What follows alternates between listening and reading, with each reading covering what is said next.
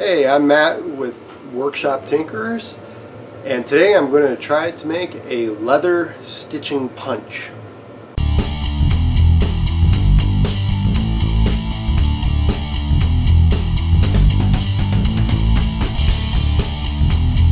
Hey everyone, today I'm going to try to make a tool that I don't feel like paying for a project I want to do. What I'm wanting to do is make a leather stitch punch. Normally you buy these in 2, 4, 6 stitches at a time to make something similar to like this. Have use of these nice clean stitches. Now when I'm wanting to make something out of leather with stitching instead of riveting, I can rivet, and here's my rivet punch. It has about the same handle as the stitching punch, and this it'll work. So I'm going to use this and the stitching on this piece of leather here, this piece of leather work, to try to figure out. I've spent a while thinking about this actually, and I see. And to start off with, I'm going to try, as always, to do some sort of drawing to show you my idea and see how well I can get it into. So this is not to scale. This is going to be hugely blown up. So my first idea is to take a piece of scrap metal, that's a square-ish shape with lots of space, and just cut and grind holes in it. My first idea is just take a piece of scrap metal that's, you know, square-ish, maybe with the handle off this way somewhere, and just cut and grind holes in it.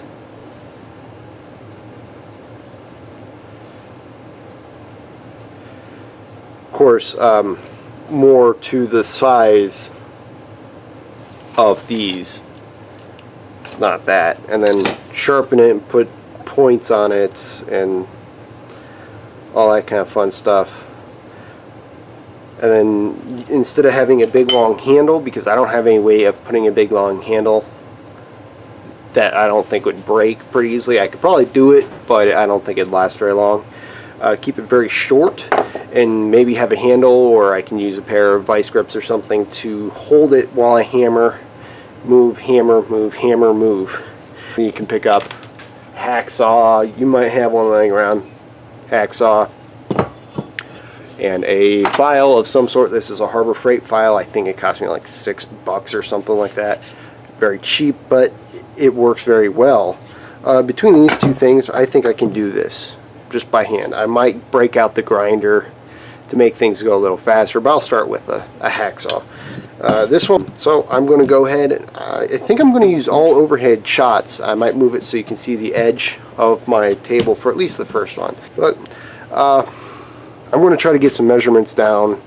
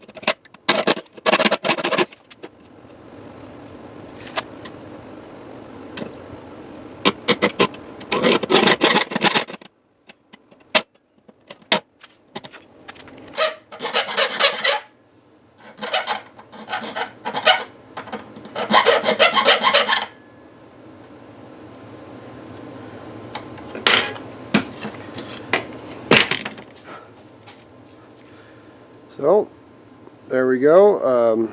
Can't tell if you can see this. Isn't the sharpest thing. It does have a flat on it. But I'm going to cut it out. I might take a little bit. Actually, I'm going to take a little bit more of a file to it. Hold on.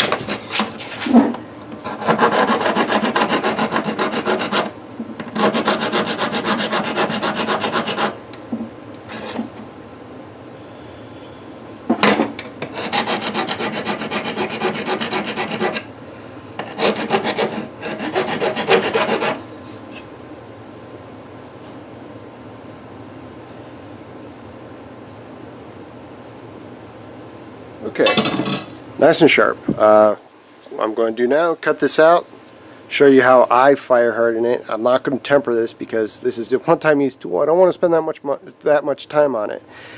But I'll cut it out nice and square. So now I'm going to fire harden it nice and hot. I'm going to get it up to a cherry red with a blowtorch and quench it in the bucket of water on the floor there. So, fun. And going to do this away from it, so yeah, I do have welding glove on so I don't burn myself accidentally.